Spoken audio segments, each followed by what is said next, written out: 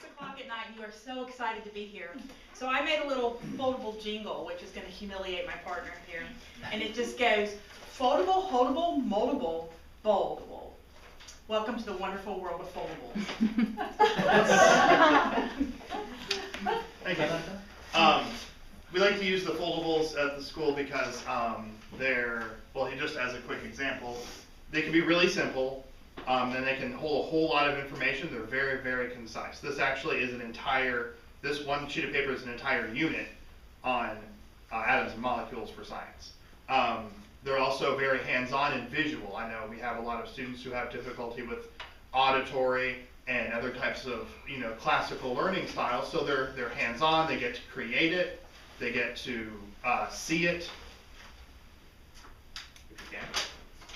And it just it's good for differentiating in the classroom. And then plus, for ADHD students, it helps keep their attention on, because it's very fun. It's very, very colorful usually sometimes, and it's good at keeping their attention on the material rather than just doing worksheets all day and being a little more boring. So thank you.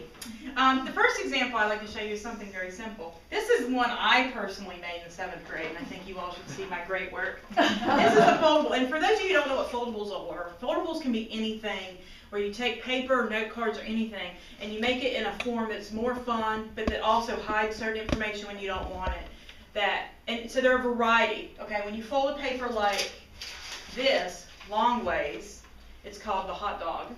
When you fold it in half, it's called the hamburger. So kids that get really used to using foldables in class, they'll be like, start with a hot dog, and they'll all grab their paper and they'll fold it. And our purpose is to show you how you can use these at home. We do them in class, but if your child's having a really hard time with the Civil War or with formulas or with whatever subject it is, you can create something. And so, for example, one I did, you don't have to apply. I was in the 7th grade, and it's on South Africa. So each day after we did the topic, we made a card that summarized what we talked about. And then at the end, you tape the cards together, and they are very compact. So I can study all of South Africa by having just this in my book bag. Okay. And examples in the same realm of what we've done this year, for example, and I teach history for those of you who don't know. Civics, they did one on the Bill of Rights. And so you have all 10 of the Bill of Rights. And now we did this in class. So if you're at home and your child is struggling to learn the reasons for secession in the Civil War, okay, per se, you could have them go, we'll put one reason on a note card.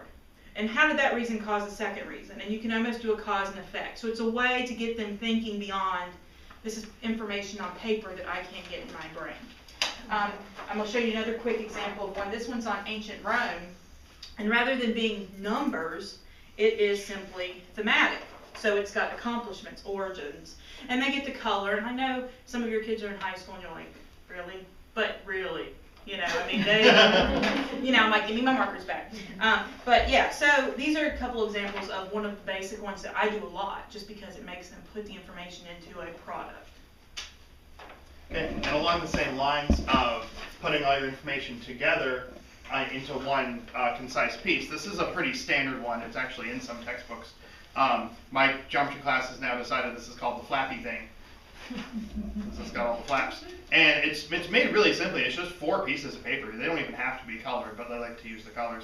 And what we're using this for in geometry is this is going to be a list of all of the proofs and theorems, or not proofs, postulates and theorems they need when we do proofs. So we actually just started listing all of our properties of equality. Next we're going to fill up the next slot with properties of lines and planes and angles, and then it goes through the entire unit.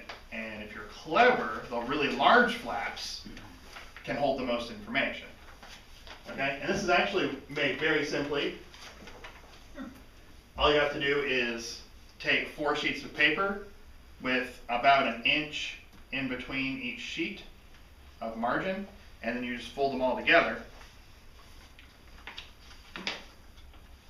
Fold them all together so that the flaps all meet there. Then you crease it, staple it, and you've got yourself just a really nice, concise one place to go to for whatever thing that they're making. Excellent, Anna. Thank you. Thank you. The next one I have is one if you have your child that has note cards and they lose their note cards and it drives you crazy and you can't read them and all that. This is one way to make note cards on one sheet of paper. Okay, you take a sheet of paper and you fold it in half, and then you write the words, and then you cut the word, and underneath is the definition. So rather than having to flip through note cards, and note cards work real well for lots of kids, but this is a way you can have everything on one sheet of paper. If a student has a test on ancient Africa next week, okay, and they've got all these words, they've got Kush and Axum and Ghana, and they're like, oh my God, I can't remember the difference between any of them. You can have them put the word on here and then put what's special about them underneath. And then at the end, you can even, I've done them where it's just the words, but you can also do like where you have a summary of ancient Africa, and they have to actually tie all the words together in a paragraph. So they're actually processing that. Very easy to make again, but it does give them that, do I remember it, don't I remember it, do I remember it, don't I remember it, in one area, one concise, compact area.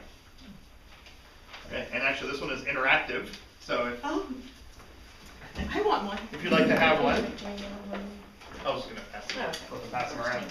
Okay, and I'll show you how to make this. Normally, when students are going to create one, they'll just start with a blank sheet of printer paper.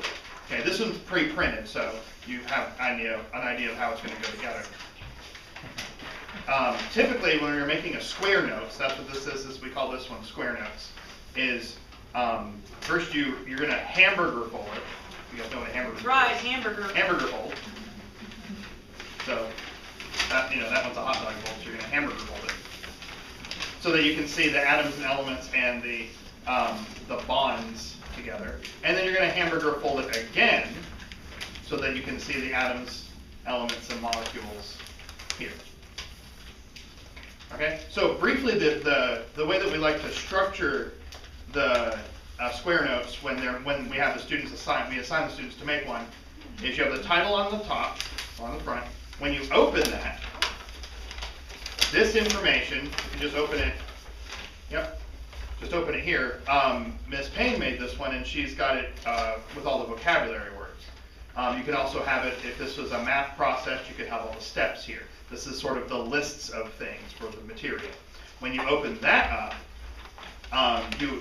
you can have a large diagram that goes over an entire unit like this, or as a math teacher, I like to use it for, it makes 4 nice squares for you to put information in, so they can do 4 examples of whatever problem they're working on. If you then refold it, the back, Ms. Payne has the 2 types of bonds, so any additional information can go there. I know that Mrs. Hughes, the English teacher, likes to do summary information, or maybe essential questions about the unit there. And I like to use that for summary type things as well, or special case things as they turn out in math. Thank you. For those of you who have students that are in high school or even middle school and have textbooks that are really horrible and boring to read, like they all are, this is a really great way to summarize a textbook. Say a teacher gives you a chapter, and the kids always try to read the questions and guess the answers, and they never want to read it. But a skill if your child plans to go to college, and this helps me with when I went to college. I mean, this right here is great for me. And that is, it has 4 flaps. It's like the other one, except this one is main idea, thesis. So the student's reading, and when they get the main idea, maybe that first sentence, the ancient Mayans developed their own calendar. You write it down, okay? And then questions, as they're going through, well, how did they do that? Where did they get, the kids come up with questions that they want to ask in class. And then the next one is key vocabulary, any words they don't know. This is where you look in the text, and rather than reading every single word, you write down the bold words or the highlighted words. And then at the end, you write down, well, what was the point of the section I just read? Because a lot of our kids have the issues where they read it, and it's painful, and they get through it, and 30 minutes later it's gone. Okay? And they really did read it. But if you're actively taking notes, if you're actively reading, you won't, I tell the kids, I'm like, I know it's miserable the first time, but you'll never have to read it again. All you'll have to do is pull out your organizer and go, what was that section about, chapter 1, section 3? Oh, it was about ancient Greece and the development of architecture. Oh, yeah, I don't remember. I need to ask the teacher that before my test. Okay, these are the words I forgot. And you look at the definitions, and then you have the summary. And so in 2 minutes, in 2 minutes, you actually have the entire section, and they don't have to even open the book back up. Okay, thank you. And then the last one is, sorry? Last one for you. Oh, you have several? I have one more. Oh, you have one more. Okay, this one is also a little interactive. Here. The printer messed this one up a little bit, so it's harder to see the numbers. This is called the foldy thing, because I'm very creative with my name.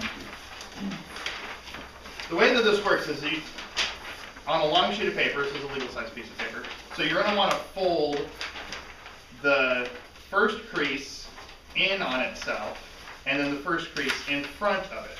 So you create sort of a Z shape. So the first flap gets folded behind, the second flap gets folded in front. This is like magic.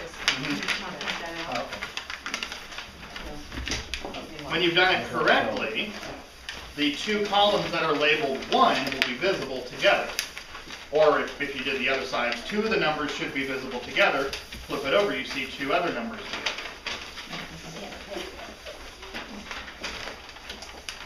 Okay? Then you can reverse them. So fold the one that was behind back in front, and fold the one that was in front behind, and you have the other You section have to together. mention ones, Yeah. you have to mention twos, then you flip it, fold it, you got threes and fours.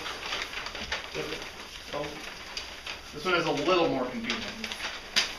We've done this one once in geometry, and they got it pretty well. What I used, if I'm going to pass this one around, this was the one I used.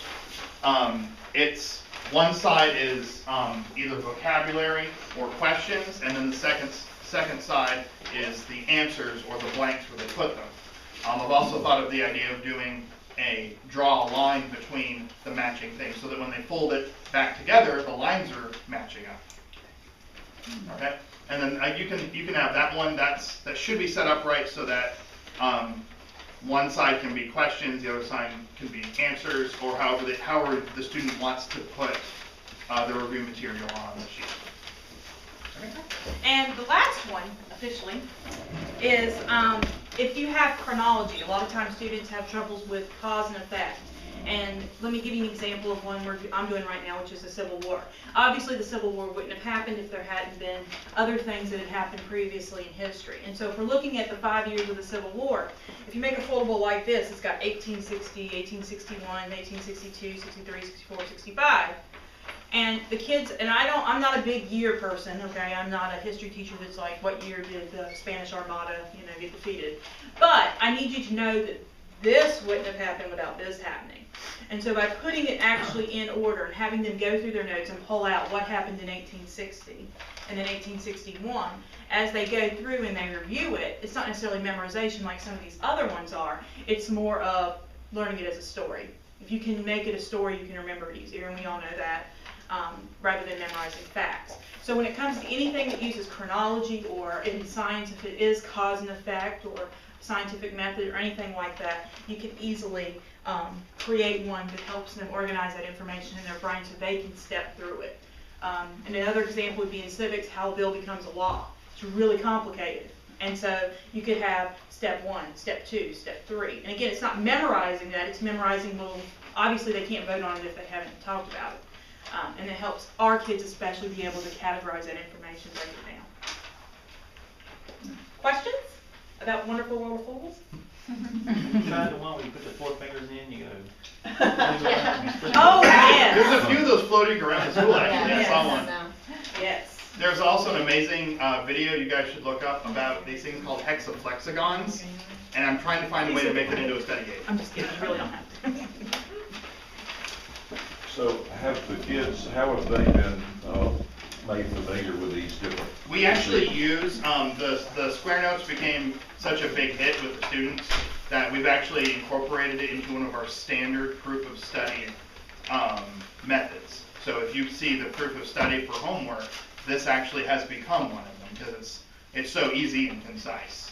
So they take this home with them? Yes, Yep. and we will make them in class, especially as we get into some of the more complicated topics. I will in history. I make the ones with the words all the time. You may have seen last year, Eleanor. Time for session 3. Eleanor brought those home probably a lot to study, and we do make them in class. But also when you're at home and you're having that homework struggle, if you can say, why don't you try doing the thing you did like your definitions the other day. And it does help that process. So it's for you too. I mean, we do it a lot and the kids are familiar with them.